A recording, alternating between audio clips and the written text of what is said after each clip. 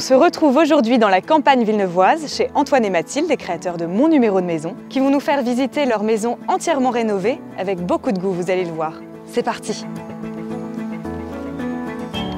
Bienvenue à la maison. Alors Mathilde, Antoine, on est ici chez vous. Est-ce que vous pouvez me raconter un petit peu l'histoire de cette maison? On l'a découverte en 2015 lors d'une de nos balades à la campagne. On a eu vraiment un gros coup de cœur sur l'extérieur et on a été tout aussi conquis par l'intérieur. Les carreaux de ciment au sol, les planchers dans les étages qui étaient magnifiques. Vous avez essayé de rénover tout ça en gardant le charme authentique initial. Comment ça s'est passé? Le rez-de-chaussée nous paraissait un peu disproportionné par rapport au reste de la maison. Ça nous paraissait assez petit, donc il fallait une extension qui pouvait se marier avec le reste de la maison. Donc on a créé un volume assez grand, une 50aine de mètres carrés. On a récupéré les briques des anciens petits ateliers qu'il y avait dehors, etc. Ça permet d'avoir une cohérence quand on regarde de l'extérieur.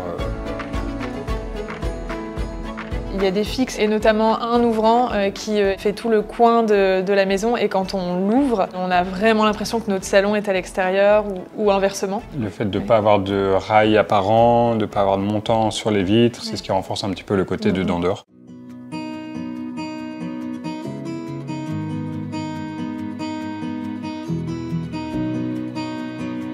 Alors juste derrière moi, je vois qu'il y a une série d'objets un petit peu mêlés.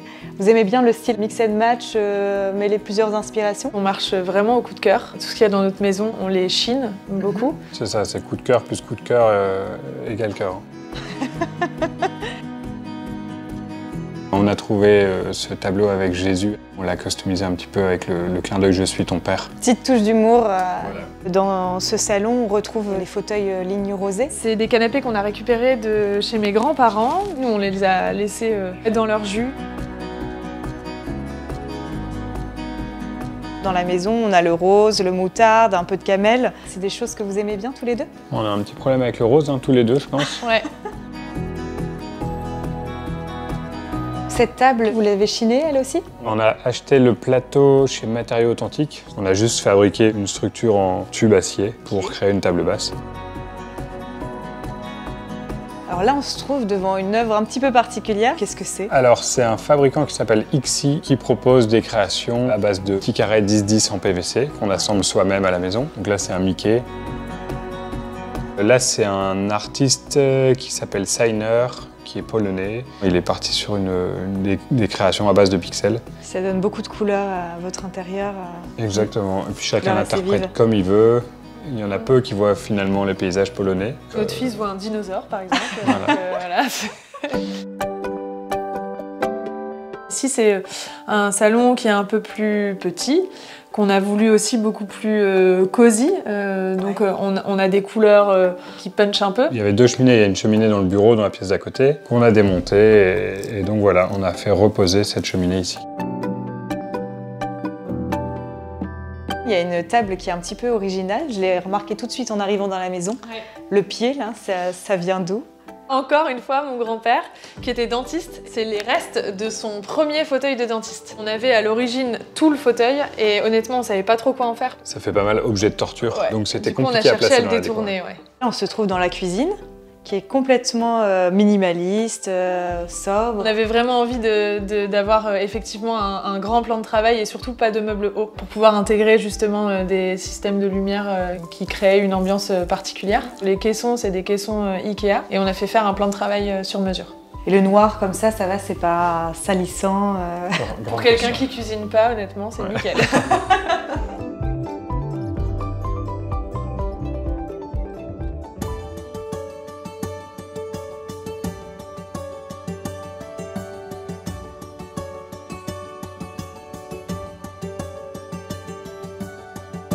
Là, devant ce fameux hangar, et d'ailleurs, on voit encore la structure. On l'a raccourci de environ 3 mètres ouais. pour gagner en lumière. Et puis on a essayé de créer des petits volumes avec un peu de cailloux par là, une grande dalle béton ici. Et le fameux bois brûlé du premier confinement, Ouais. ça m'a pris 15 jours. Je savais pas trop dans quoi je m'embarquais, mais bon, on a quand même réussi à aller jusqu'au bout.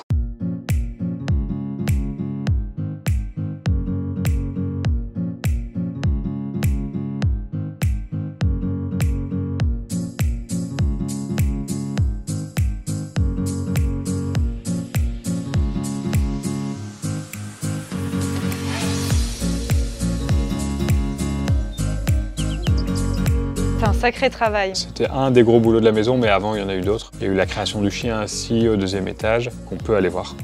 Allons-y.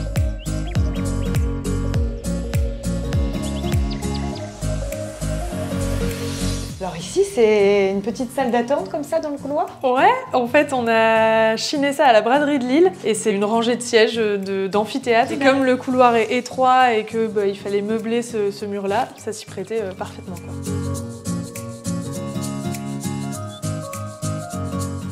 Donc ici, c'est plutôt l'étage des enfants. On a 3 chambres à l'étage, une buanderie et une salle de bain. Il y avait des cheminées dans chaque chambre, donc c'est ce qui était assez intéressant. Dans la chambre de notre fille, on a gardé les placards qui entourent la cheminée. Et on a même gardé la peinture d'origine, et donc on a repeint les menuiseries. Et derrière moi, il y a une salle de bain, rose, encore. Évidemment. C'est le fil rouge de la maison, j'ai envie de dire.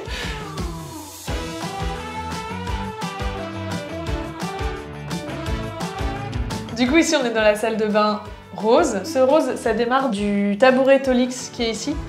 On a voulu trancher aussi avec le côté noir des joints. Pour faire un rappel du noir, on a mis effectivement des miroirs teintés noirs qu'on retrouve aussi sur les caissons des vasques, en fait, qui, pour la petite histoire, sont à la base des caissons de cuisine. Ça, c'est la petite astuce de prendre voilà, des miroirs teintés noirs, beau rendu, qui tranche beaucoup avec ce rose.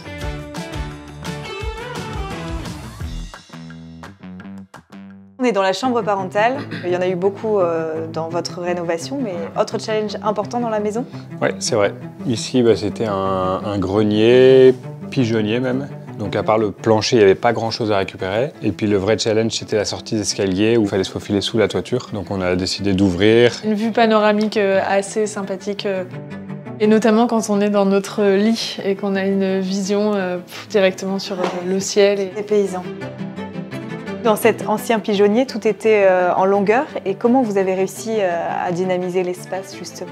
On a du coup créé une cloison qui fait office de tête de lit, avec un petit rétroéclairage dans la tête de lit, derrière lequel on a caché la partie dressing. Et de l'autre côté, donc, on a cloisonné pour retrouver cette fameuse salle de bain. Et du coup, on a la salle de bain attenante. Qu'on a voulu quand même cloisonner. On s'est posé la question de laisser tout ouvert, plateau brut. Et puis finalement, on a cloisonné, puisque les douches le matin à horaire décalé, etc., la lumière, ça reste quand même une grande salle de bain où on a pu mettre baignoire, douche. Chacun son petit espace. Voilà. Ce sont des meubles qui ont été créés sur mesure par monsieur. Et de même, ce qui nous sert de garde-corps pour l'escalier. Tout en contreplaqué, ça coûte pas très cher, c'est pas très compliqué à travailler et puis ça, on a vite un joli résultat. Ouais.